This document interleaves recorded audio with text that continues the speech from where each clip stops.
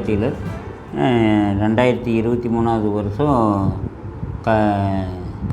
குரல் இந்து சமய அறநிலையத்துறைக்கு சொந்தமான நிலத்தில் கலைஞர் தல மரக்கன்றுகள் நடும் திட்டத்தின் கீழே கலைஞர் நூற்றாண்டு விழாவை முன்னிட்டு குரல் வனம்ங்கிற இதில் ஒரு 1330 மரங்கள் நட முடிவு செஞ்சு அதுக்கு உண்டான பணிகளை செஞ்சோம்.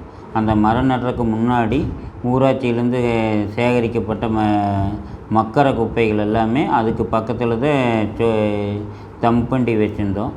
அந்த மரம் நடுறதுக்கு முன்னாடி அந்த இடத்துல இருக்கிற அந்த தாய் மண் எடுத்து போட்டு இந்த மக்கர குப்பையை அருகாமையில் இந்த மக்கர குப்பையை பூரா கிட்டத்தட்ட ஒரு 70-80 டிராக்டருக்கு மேலே அதை எடுத்து அந்த இடத்துல பரப்பி விட்டு அதுக்கு மேலே தாய் மண்ணை போட்டு ஒரு மாத காலம் விட்டுட்டோம். அதுக்கு பின்னாடி அந்த இடத்துல மரக்கன்று நடுறதுக்கு 3 அடிக்கு ஒரு மரம்ங்கிற அடிப்படையில் நட்டுருக்கிறோம்.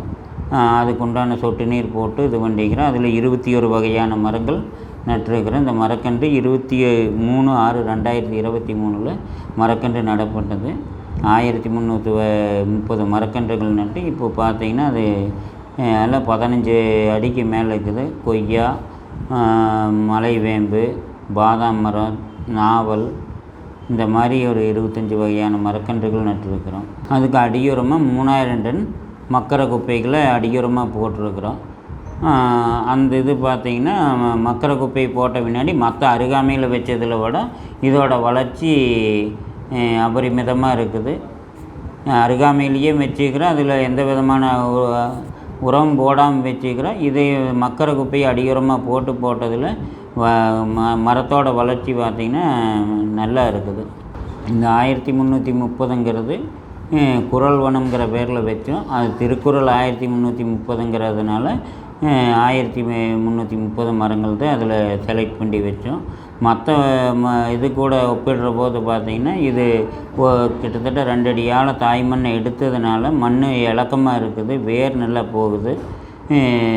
மற்ற இதுக்கு முன்னாடி அருகாமையில் இதுக்கு முன்னாடி வச்சு பெருமாள் வனம்னு சொல்லி ஒரு வனம் இருக்குது.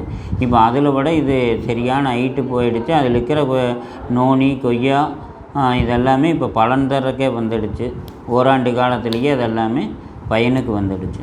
இப்போவுமே அந்த குரல் வனத்துக்குள்ளே மக்கர குப்பைகள் இன்னும் அடியுரமாக அது இருந்துகிட்டே தான் இருக்குது. மழை காலத்துலலாம் அதோட வளர்ச்சி பார்த்திங்கன்னா மிக அருமையாக வளர்ந்துட்டு இருக்குது.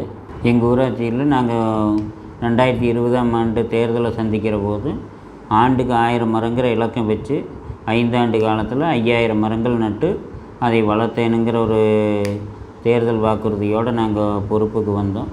அது இங்கே இப்போ 5 ஆண்டு காலம் நிறைவு செய்கிற போது 10,000ங்கிற இல்லை 5000 கடந்து 10,000ங்கிறதையும் கடந்தாச்சு. இப்போ சமீபமாக 10,000வது மரக்கன்று சிறுதுளி அமைப்போட நிறுவனர் வனிதா மோகன் நட்டு துவக்கி வச்சாங்க.